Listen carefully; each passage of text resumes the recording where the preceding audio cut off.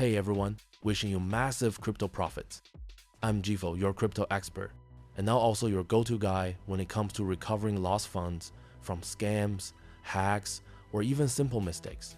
Today, I've got a really interesting case on a fairly rare blockchain, Mantle. Right now, the only software that can actually work on this chain is the legendary TXrecover.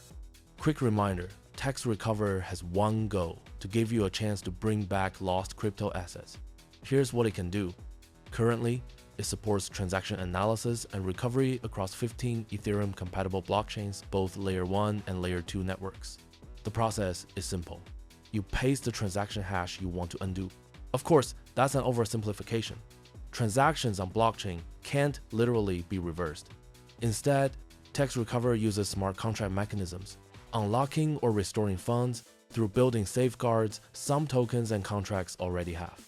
This means recoveries are possible in cases like scam transactions, malicious smart contracts, fake MEV bots, staking locks, bridges, or even accidental transfers. The software first analyzes your transaction and shows the probability of success. The fresher the transaction, the higher your recovery chances.